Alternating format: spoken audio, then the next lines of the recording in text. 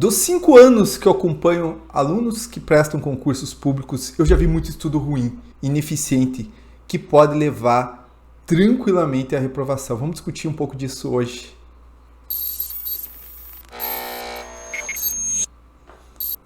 Fala, concurseiro! Meu nome é Guilherme Guimarães, eu sou especialista em concursos, aprovado em 7 concursos e com certeza eu já acompanhei muito estudo ruim. Mas é importante aqui a gente fazer uma distinção. Existem pessoas na internet que falam assim, não, isso daqui é um estudo certo, e isso daqui não é estudo. Tem essa expressão que se criou, eu até sei de qual livro que eles tiraram isso, que é falar, não, isso daqui não é estudo, ler não é estudar, assistir aula não é estudar. E eu discordo disso. Eu discordo por uma simples razão. Eu acho que tudo que você faz, você pode ter alguma eficiência, você pode ter alguma produtividade. O ruim é não estudar. Eu vou escutar áudio no carro, isso não é estudar. Caramba, você vai pegar alguma coisa. Eu vou assistir uma aula, você vai pegar alguma coisa.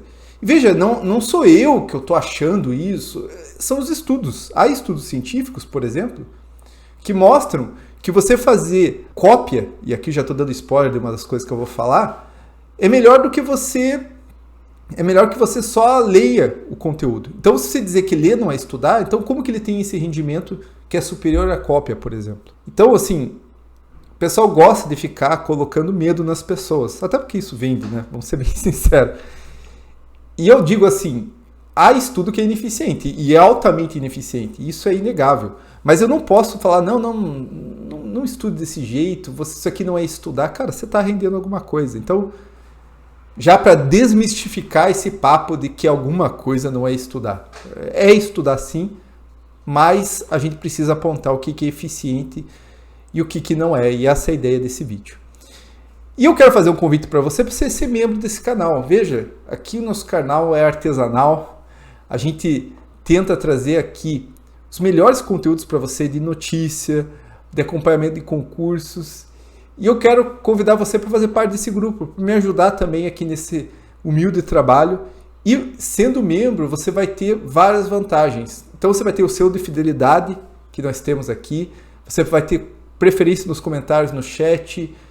Tem um grupo de WhatsApp para membros, para você que faz concurso da área policial, para você que não é da área policial.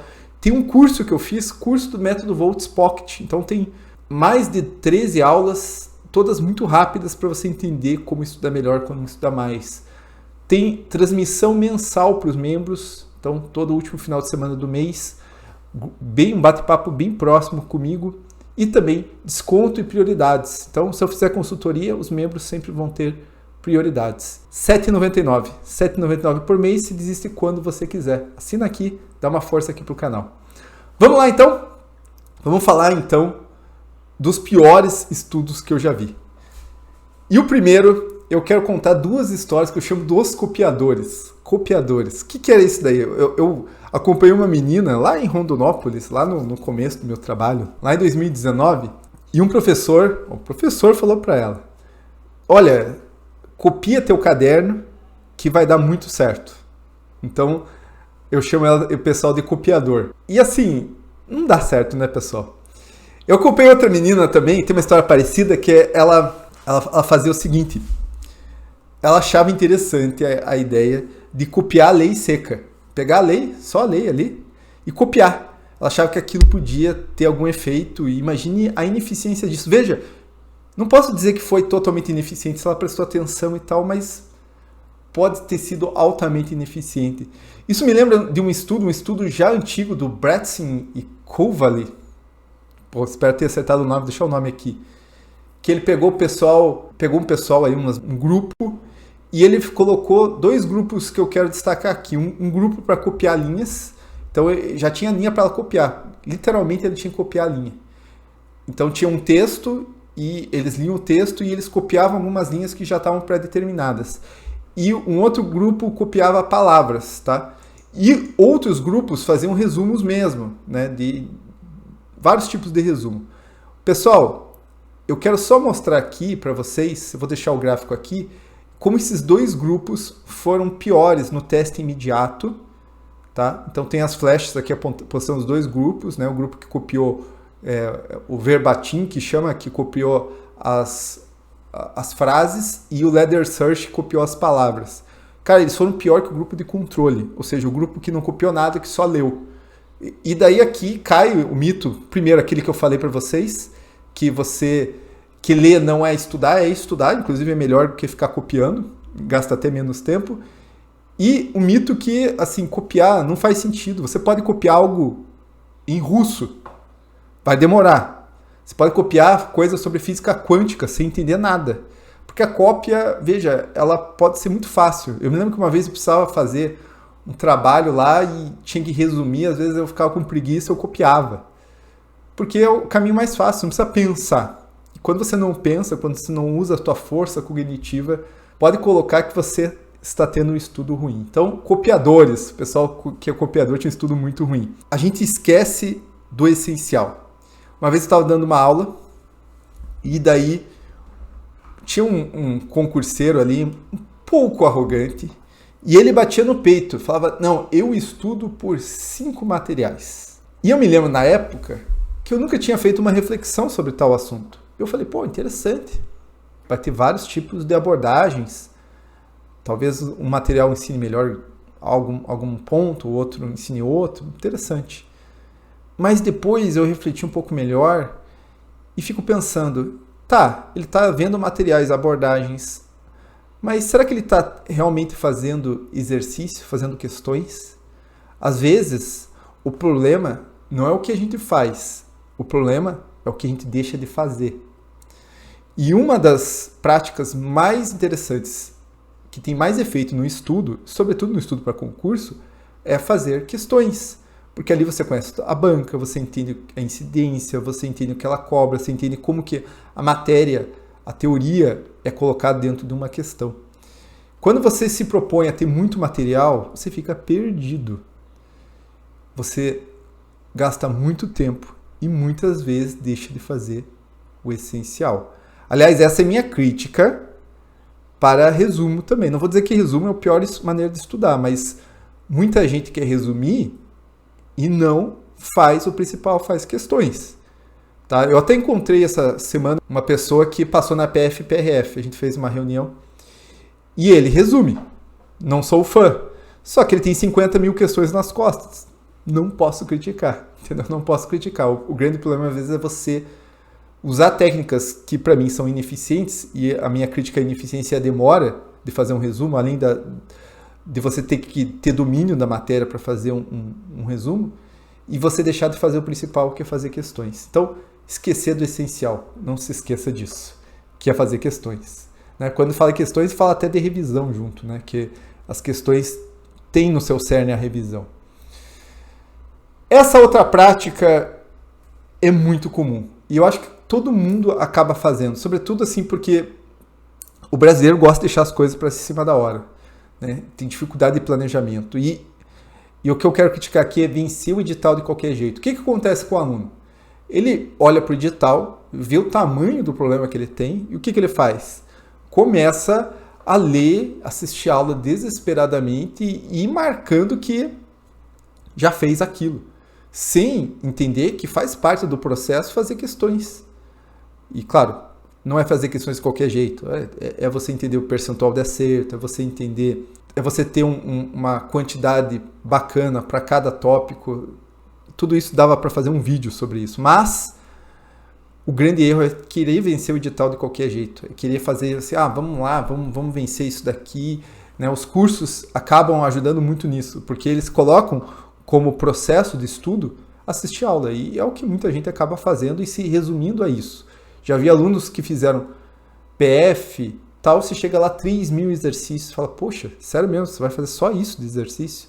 Você acha que só isso vai te dar base para você passar? Para alguma pessoa pode ter dado, mas para a maioria não vai ser suficiente. Aqui é um erro de cronograma, é um erro muito grave, que é você criar cronogramas dando importâncias iguais para todas as matérias. Primeiro que você desconsidera os editais, tem editais que dão muita importância para uma matéria, PF dá mega importância para informática, PRF trânsito, e as pessoas estudam o mesmo tempo das matérias. Mas tem um outro ponto que é importante, é a dificuldade que você tem com a matéria. Você não pode estudar duas matérias que teriam o mesmo peso, mas que a dificuldade é muito diferente, né? Então você não pode estudar, por exemplo, matemática, se você acha matemática difícil, na mesma quantidade que ética, entendeu? Então você tem que também balancear, e eu vejo muita gente não tendo esse cuidado, não tendo esse carinho. Outro problema, e aqui o problema que faz muita gente me contratar como consultor, como coach, que é desconhecer ou não querer encarar o real problema e buscar atalho. Então a pessoa, ela não quer encarar o sacrifício do concurso público. Ela não quer encarar a busca por uma disciplina, a busca pelo sacrifício que um concurso envolve. E daí o que ela faz? Ela, não, meu problema está na revisão. Não, vou contratar um coach. Ela tenta terceirizar o problema. Ela tenta esconder aquilo que é real. Cara, você precisa ter, na verdade, às vezes, vergonha na cara. Eu acho que esse é o termo técnico, vergonha na cara. E encarar, cara, o estudo para concurso. E assim, não vai ser eu que eu vou colocar na tua cabeça que você vai ter que estudar no sábado, quando todo mundo está descansando. Não vai ser eu. Eu posso até forçar um pouco você, mas alguma hora vai desandar esse negócio. Porque se você não tiver essa vontade, não vai. E muita gente faz isso. Muita gente faz isso. Aliás, é uma das coisas que mais me desanimou no trabalho de mentoria, assim, porque muita gente quer terceirizar o problema. Fala assim, eu não faço, então eu vou contratar alguém porque eu acho que daí eu vou resolver. Não vou resolver. Você tem que resolver. Você que tem que tomar essa iniciativa. Sexto problema, esse daqui, eu fiz um vídeo aqui denunciando que é desconhecer a banca e a prova. É não entender o que cai. Eu vejo alunos que me assustam. Eu faço vídeos falando aqui de provas, de concursos. Tem aluno que fala, não, a VUNESP gosta de cobrar jurisprudência assim. Cara, eu fico inseguro. Vou lá e vou olhar de novo. Falei, pô, será que começou a cobrar? Né? Eu tô falando na VUNESP na área policial. Pô, vou lá, não começou a cobrar, não tem. Pra dizer, eu achei uma questão de criminologia na prova. Aí, mas pelo menos nas questões policiais, fora delegado, não tem. E tem gente que não conhece a banca. Tem um aluno que falou, não, vai cobrar os tempos dos crimes e tal. Eu falei, pô, mas acho que o Sebrasp não cobra isso daí. Pessoal, você precisa conhecer o seu inimigo. A banca é seu inimigo. É ela que vai trazer os pepinos para você descascar. Se você não conhece o seu inimigo, você perde todas as batalhas. Essa é a grande verdade. Então, cara, desconhecer a banca é um erro grande. Eu já peguei alunos que, às vezes, eles gastam, assim, muito tempo em um ponto que a banca nunca cobrou. Já vi professores fazendo isso. E professores é muito comum, porque a gente acha os professores, às vezes, ótimos, mas eles são ótimos professores. Eles entendem do conteúdo e eles não entendem de concurso, de matéria, de banca. Eu gosto de citar sempre um exemplo. Tinha um professor maravilhoso de penal que deu uma teoria de um jurista argentino, Zaffaroni, que nunca caiu em concurso policial. Isso que faz mais de 20 anos que eu escutei o professor dando isso daí. Até hoje nunca caiu. Caiu para delegado, juiz, mas para polícia nunca caiu. Ele deu uma parte da aula nisso. Gastei meu tempo. Conheci algo interessante, mas que nunca serviu para fins de concurso público. E a última, ter medo da matéria. Caramba! Eu acho que talvez o problema não seja nem ter medo da matéria. O problema é você não enfrentar o medo, porque medo a gente tem. Então, troca. Tem muita gente que tem trauma. Trauma, às vezes, que vem lá da escola, lá da tia Josefa. Então, a pessoa não gosta de português. E dela evita, ela não estuda, ela troca, ela engana, ela procrastina. Eu já vi gente com matemática fazendo isso. E daí a pessoa fica enrolando. Teve uma aluna que eu falei, olha, vamos estudar, pode ser que apareça na tua prova. Ela, não, professor, puxa, eu tenho trauma e tal. Não estudou, apareceu no edital. E ela teve que estudar em cima da hora, não conseguiu e não passou por causa de matemática. Enfrente as matérias, enfrente seus medos. O que a gente não conhece, a gente sempre acha ruim. O que a gente não entende, a gente sempre acha ruim. Mas depois, a gente conhecendo mais, a gente começa até a gostar. Diga que não aconteceu com você, coloca aqui nos comentários. Esses são os piores alunos, piores estudos que eu vejo. Você tem algum? Você faz algum deles? Deixa aqui nos comentários. É isso daí, pessoal. Bora estudar!